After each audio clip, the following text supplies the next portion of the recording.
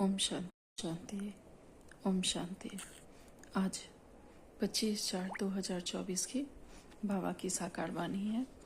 बाबा कहते हैं, मीठे बच्चे, यह पुरुषोत्तम युग ही गीता एपिसोड है। इसमें ही तुम्हें पुरुषार्थ कर उत्तम पुरुष अर्थात देवता बनना है। बाबा कह रहे हैं, यही जो संगम युग है, यही पुरुषोत्तम युग है। इसी युग में हमें पुरुषार्थ करके देवता बनना है, उत्तम पुरुष बनना है। आज का प्रश्न है, किस एक बात का सदा ध्यान रहे तो बेड़ा पार हो जाएगा? उत्तर है, सदा ध्यान रहे कि हमें ईश्वरीय संग में रहना है तो भी बेड़ा पार हो जाएगा। अगर संग दोष में आए, संशय आया तो बेड़ा विषय सागर में डूब जाएगा। बाप जो समझाते हैं उसमें बच्चों को जरा भी संशय नहीं आना चाहिए। बाप तुम बच्चों को आप समान पवित्र और नॉलेजफुल बनाने आए हैं। बाप के संग में ही रहना है।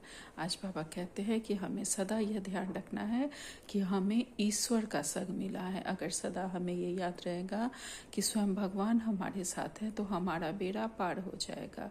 और अगर संग दोष में आए, किसी के कहने सुनने देखने में कुछ भी, अगर किसी भी तरह के संशय में अगर हम आएंगे तो फिर हमारा बेड़ा डूब जाएगा, हमें भगवान का साथ नहीं मिल पाएगा।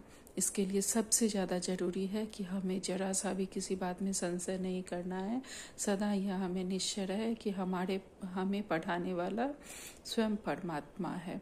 इसी से हम बाबा के समान पवित्र भी बनेंगे, नॉलेज भी बनेंगे जो बाबा हमें बनाना आए हैं, और सदा हमें बाबा के संग ही रहना है।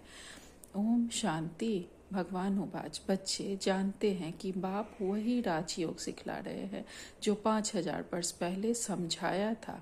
बच्चों को मालूम है, दुनिया को तो मालूम नहीं है, तो फिर पूछना चाहिए, गीता का भगवान कब आया? बाबा कब आए? गीता का भगवान कौन है? कौन हमें राजयोग सिखला रहा है?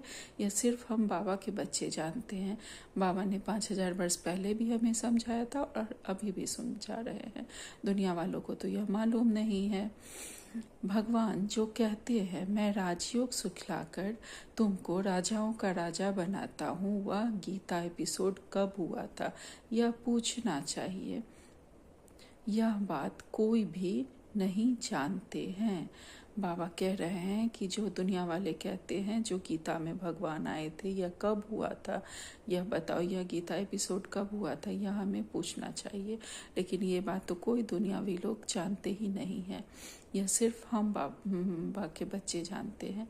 तुम अब प्रैक्टिकल में सुन रहे हो, गीता का एपिसोड होना भी चाहिए कलयुग अंत और सतयुग आदि के बीच में। गीता का एपिसोड कब होना चाहिए? कलयुग के अंत में और सतयुग के आदि में। जब सतयुग की शुरुआत होगी तब, और जब कलयुग का अंत होगा तब गीता का एपिसोड होता है। अर्थात भगवान आते हैं और हमें ज्ञान देते हैं। आगे कहते हैं बाबा, आदि सनातन देवी देवता धर्म की स्थापना करते हैं तो जरूर संगम पर ही आएंगे। पुरुषोत्तम संगम युग है जरूर। भल पुरुषोत्तम वर्ष गाते हैं परंतु विचारों का तो पता ही नहीं है। तुम मीठे मीठे बच्चों को मालूम है, उत्तम पुरुष बनाने के लिए अर्थात मनुष्य को उत्तम देवता बनाने के लिए बाप आकर पढ़ाते हैं। मनुष्यों को उत्तम पुरुष ये देवताएं लक्ष्मी नारायण हैं।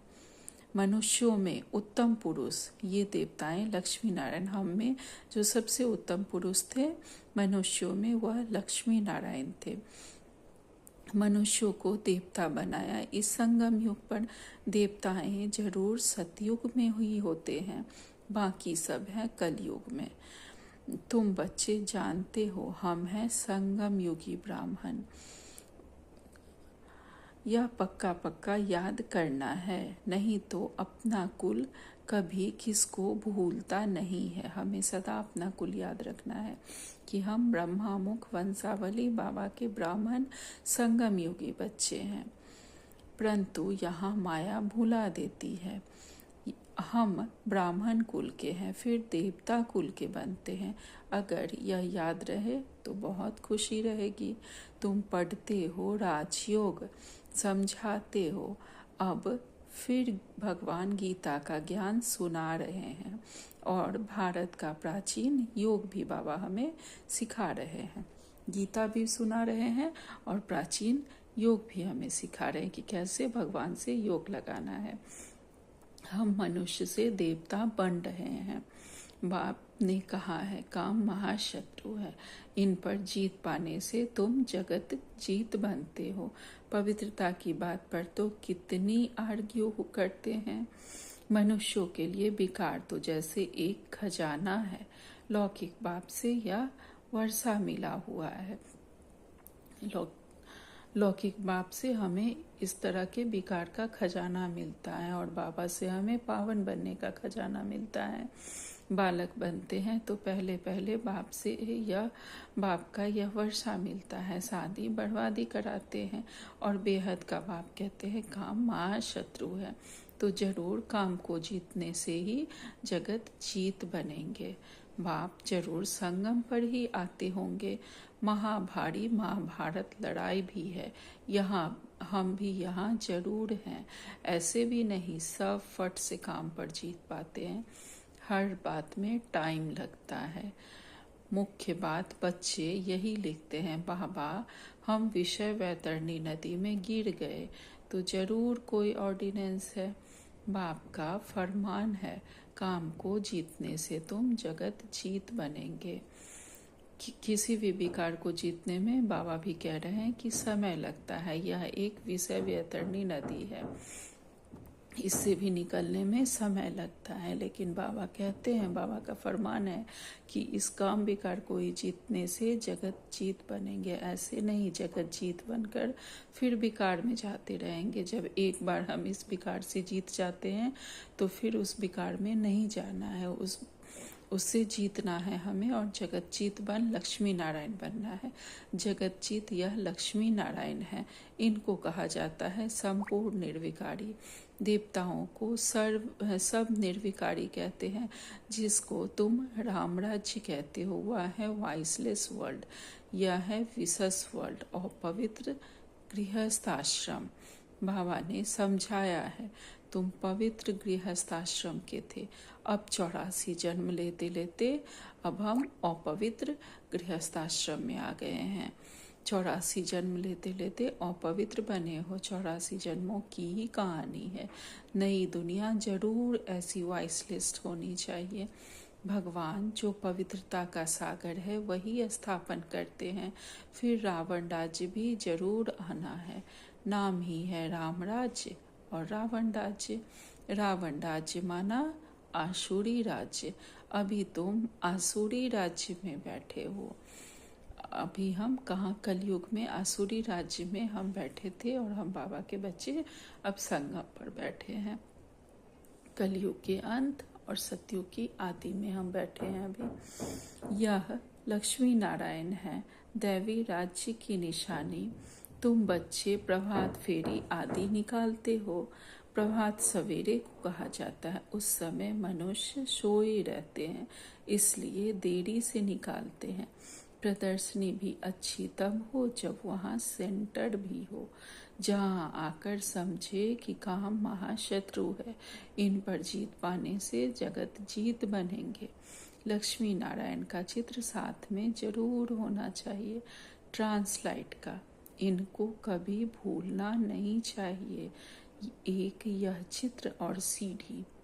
ट्रक में जैसे देवियों को निकालते हैं ऐसे तुम यह 2-3 ट्रक सजाकर उसमें मुख्य चित्र निकालते हो तो अच्छा है। बाबा कहते हैं जैसे ट्रक से देवियों को ले जाते हैं जब दुर्गा पूजा वगैरह होता है उस समय, इसी तरह प्रदर्शनी भी निकालनी चाहिए जिसमें ट्रक सजा हुआ हो और उसमें जो कोर्स के जो सीढ़ी का चित्र होता है, झाड़ का चित्र होता है, यह सब होना चाहिए।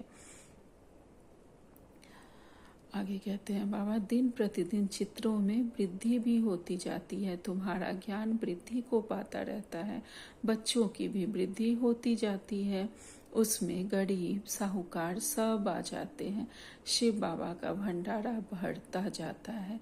जो भंडारा भरते हैं उनको वहाँ रिटर्न में कई गुना मिल जाता है। तब बाप कहते हैं, मीठे मीठे बच्चों, तुम हो पद्मा पदम पति बनने वाले, सो भी 21 जन्मों के लिए। बाप खुद कहते हैं, तुम जगत का मालिक बन जाएंगे 21 पीढ़ी। मैं खुद डायरेक्ट आया हूँ, तुम्हारे लिए हथेली पर वहिस्थ लाया हूँ। स्वयं भगवान हमारे लिए हथेली पर वहिस्थ लाए हैं, जिससे हम 21 जन्मों के लिए, 21 पीढ़ी के लिए हम मालिक बन जाएंगे। जैसे बच्चा पैदा होता है तो बाप का वर्षा उनकी हथेली पर ही है। बाप कहेंगे, यह घर बार आदि सब कुछ तुम्हारा। बेहद का बाप भी कहते हैं, तुम जो मेरे बनते हो तो स्वर्ग की बादशाही तुम्हारे लिए है 21 पीढ़ी, क्योंकि तुम काल पर जीत पा लेते हो। इसलिए बाप को महाकाल कहते हैं। महाकाल कोई मारने वाला नहीं है, वह तो हमारी रक्षा करने वाले हैं। उनकी तो महिमा की जाती है। समझते हैं भगवान ने यमदूत भेज मंगा लिया, ऐसी कोई बात है नहीं। यह सब है भक्ति मार्ग की बातें। बाप कहते हैं, मैं कालों का काल हूँ। पहाड़ी लोग महाकाल को भी बहुत मानते हैं। महाकाल के मंदिर भी हैं। ऐसे झंडियाँ लगा देते हैं। तो बाप बैठ बच्चों को समझाते हैं। यह भी समझते हो कि राइट बात है। बाप को याद करने से जन्म जन्मांतर के विकर्म भस्म होते हैं, तो उसका प्रचार करना चाहिए। कुंभ के मेले आदि बहुत लगते हैं। स्नान का भी बहुत महत्व बताया है। अब तुम बच्चों को यह ज्ञान अमृत 5000 वर्ष बाद मिलता है। वास्तव में इसका अमृत नाम है नहीं, यह तो पढ़ाई है। यह सब है भक्ति मार्ग के नाम। अमृत नाम सुनकर चित्रों में पानी दिखाया है। बाप कहते हैं, मैं तुमको राजयोग सिखलाता हूँ। पढ़ाई से ही ऊंच पद मिलता है, सो भी मैं पढ़ाता हूँ। भगवान का कोई ऐसा सजा हुआ रूप तो है नहीं, यह तो बाप इसमें आकर पढ़ाते हैं। शिव बाबा जो ब्रह्मा बाबा में आकर पढ़ाते हैं, वह बाबा बता रहे हैं कि भगवान का कोई सजा हुआ रूप नहीं है, बल्कि भगवान निराकार है, जो दूसरे रथ का सहारा लेकर तब उनमें आकर पढ़ाते हैं बाबा, और हमें ज्ञान देते हैं।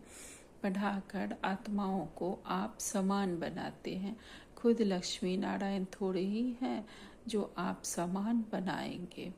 आत्मा पढ़ती है, अब उनको आप समान नॉलेजफुल बनाते हैं, ऐसे नहीं। भगवान भगवती बनाते हैं। उन्होंने श्री कृष्ण को दिखाया है, वह कैसे पढ़ाएंगे। सतयुग में पतित थोड़े ही होते हैं। श्री कृष्ण तो होता ही है सतयुग में।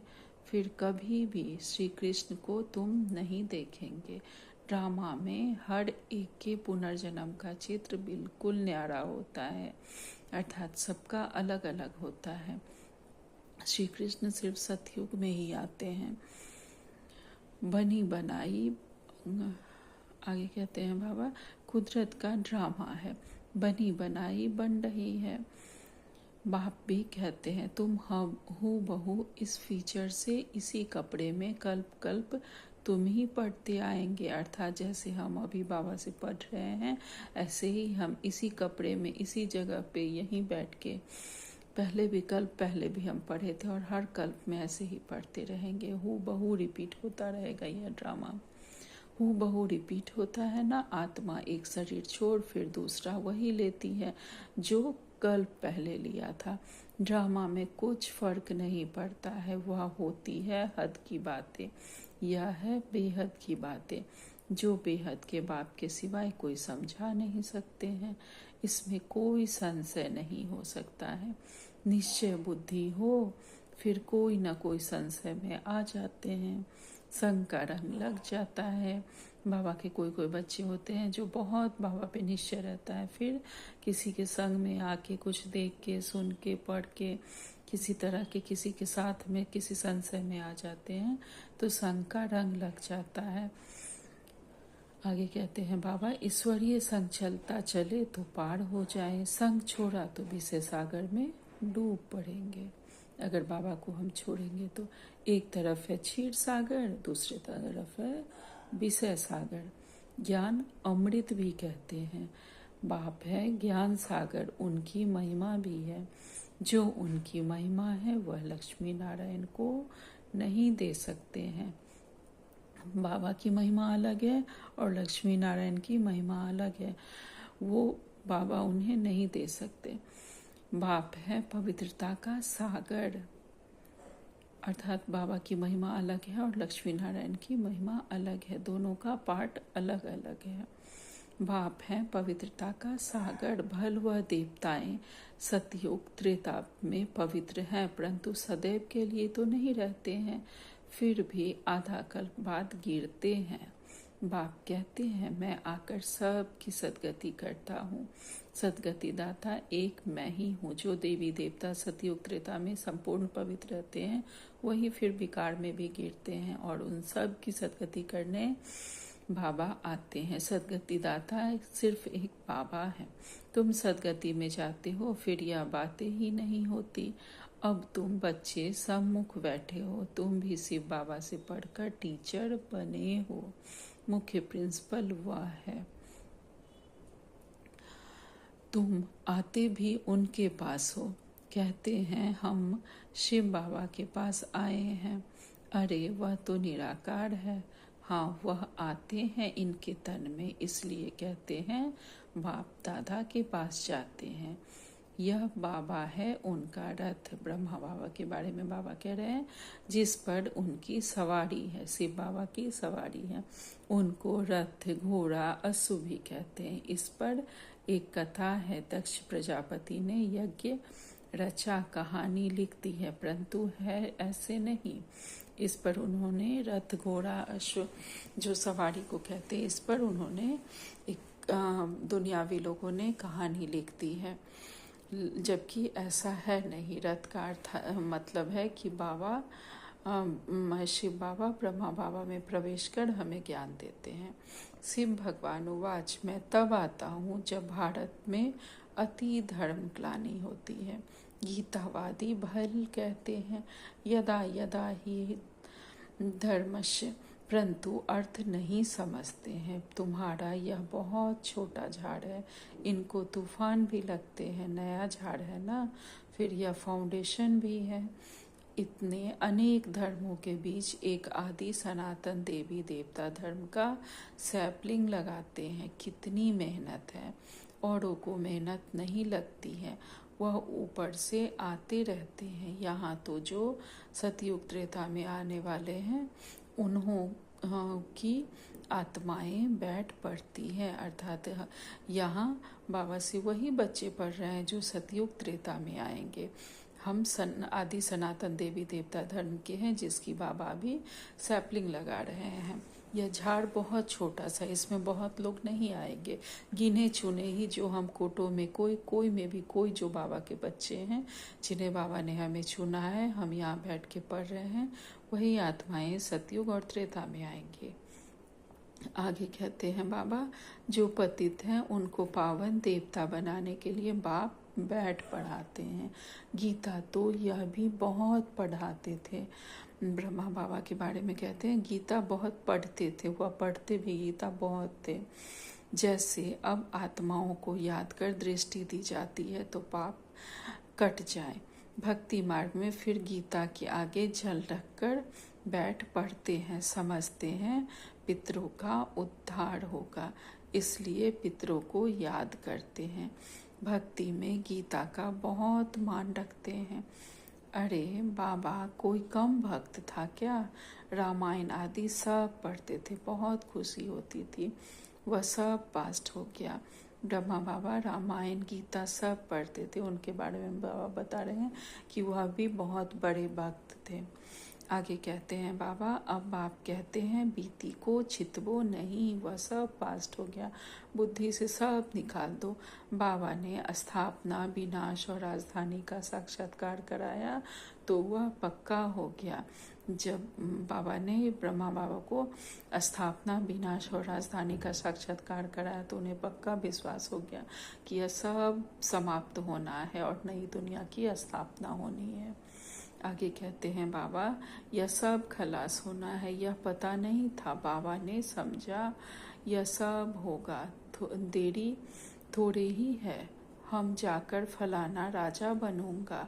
पता नहीं बाबा क्या क्या समझते रहते थे। तुम बच्चे जानते हो बाबा की प्रवेशता कैसे हुई, यह बातें मनुष्य नहीं जानते। ब्रह्मा, विष्णु, शंकर का नाम तो लेते हैं, परंतु इन तीनों में से भगवान किस में प्रवेश करते हैं अर्थ नहीं जानते। वो लोग विष्णु का नाम लेते हैं, अब वह तो देवता है, वह कैसे पढ़ाएंगे, बाबा खुद बतलाते हैं। मैं इनमें प्रवेश करता हूँ, इसलिए दिखाया है ब्रह्मा द्वारा स्थापना होती है, वह पालना और वह विनाश, अर्थात विष्णु पालना और फिर विनाश होता है। यह बड़ी समझने की बातें हैं। भगवान उवाच, मैं तुमको राजयोग सिखलाता हूँ। वह भगवान कब आया जो राजयोग सिखलाया और रजाई पद दिलाया, यह अभी तुम समझते हो। 84 जन्मों का राज भी समझाया है, पूज्य पुजारी का भी समझाया है। कौन पूज्य बनते हैं, कौन पुजारी बनते हैं, बाबा ने वह भी समझाया है कि हम ही पूज्य भी थे और हम ही पुजारी भी बनते हैं।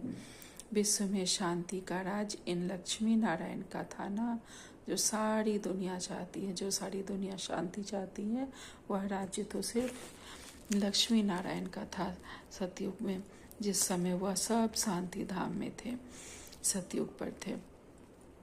अब हम श्रीमत पर यह कार्य कर रहे हैं, अनेक बार किया है और करते रहेंगे, यह भी जानते हैं। कोटों में कोई निकलेगा, देवी देवता धर्म वालों को ही टच होगा।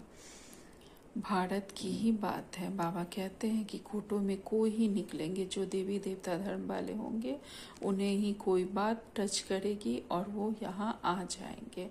भारत की ही बात है, जो स्कूल के होंगे वह निकल रहे हैं और निकलते रहेंगे।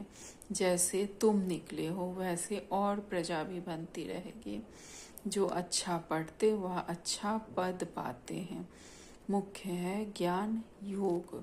बाबा कहते हैं हम जितना अच्छा पद पढ़ाई करेंगे उतना अच्छा पद पाते रहेंगे।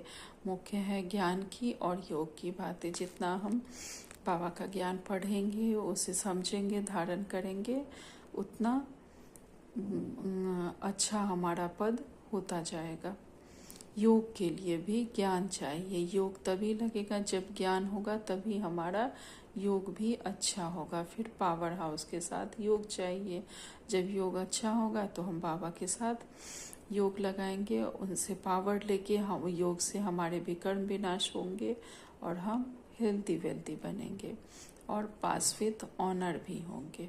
अच्छा, मीठे मीठे सिखिलते बच्चों प्रति माता पिता बाप दादा का याद प्यार और गुड मॉर्निंग। रूहानी बाप की रूहानी बच्चों को नमस्ते। हम सब रूहानी बच्चों की रूहानी माता पिता बाप दादा को याद प्यार, गुड मॉर्निंग और नमस्ते नमस्ते नमस्ते। शुक्रिया बाबा, शुक्रिया आपका, लाख लाख शुक्रिया बाबा। धारणा के लिए मुख्य सार है, जो बात बीत गई उसका चिंतन नहीं करना है। जो हो गया, बाबा कहते हैं बीती को चितवो नहीं, बीती को बिंदु लगाओ। अब तक जो कुछ पढ़ा उसे भूलना है, एक बाप से सुनना है और अपने ब्राह्मण कुल को सदा याद रखना है। भक्ति मार्ग में हमने जो भी धार्मिक किताब सब पढ़ी हैं उस सब को भूलना है और एक बाबा जो समझा रहे हैं वही हमें याद रखना है और सदा अपने ब्राह्मण कुल को याद रखना है। दूसरी पॉइंट है, पूरा निश्चय होकर रहना है, किसी भी बात में संशय नहीं उठाना है। ईश्वरीय संग और पढ़ाई कभी भी नहीं छोड़नी है। आज का वरदान है, रूहानी मासू की आकर्षण में रूहानी मासूक की आकर्षण में आकर्षित हो, मेहनत से मुक्त होने वाले रूहानी आशिक भाव। आज कितना अच्छा बाबा ने हम लोगों को रूहानी आशिक होने का वरदान दिया है। रूहानी मासूक के आकर्षण में आकर्षित होकर और हमें मेहनत से बाबा ने मुक्त कर हमें रूहानी आशिक बना दिया है। मासूक अपने खोए हुए आशिकों को देखकर खुश होते हैं। रूहानी आकर्षण में आकर्षित हो, अपने सच्चे मासूक को जान लिया, पा लिया, यथार्थ ठिकाने पर पहुंच गए। अर्थात हमने अपने मासूक को, जो हमारा सच्चा मासूक है, उसे जान लिए, वहाँ पा लिए और उन्हें पा लिए और उनके यथार्थ ठिकाने पर हम पहुंच गए। जब ऐसी आशिक आत्माएं इस मोहब्बत की लकीर के अंदर पहुंचती है तो अनेक प्रकार की मेहनत से छूट जाती है। अर्थात बाबा से हमारा जितना ज़्यादा स्नेह होगा, प्रेम होगा, उतना ज़्यादा हम मेहनत से छूट जाएंगे, क्योंकि यहाँ ज्ञान सागर के स्नेह की लहरें, शक्ति की लहरें सदा के लिए हमें रिफ्रेश कर देती है। यह मनोरंजन का विशेष स्थान, मिलने का स्थान आपासिकों के लिए मासूक ने बनाया है। यह जो सेंटर्स हैं, यह उनसे मिलने का विशेष स्थान हम आशिकों के लिए बनाया गया है, जिससे हम रिफ्रेश हो जाते हैं। आज का स्लोगन है, एकांतवासी बनने के लिए एक नामी और एकानामी वाले बनो। अगर हमें एकांतवासी बनना है तो सदा हमें बाबा की याद में एक के नाम का ही चिंतन मनन सारा दिन करते रहना है। सदा मन मनाभव की स्थिति में हमें स्थित रहना है और बाबा को याद करते रहना है। एक नामी और एकानामी बनकर हमें रहना है सदा बाबा की याद में। आज 25 तारीख का अव्यक्त सारे हैं।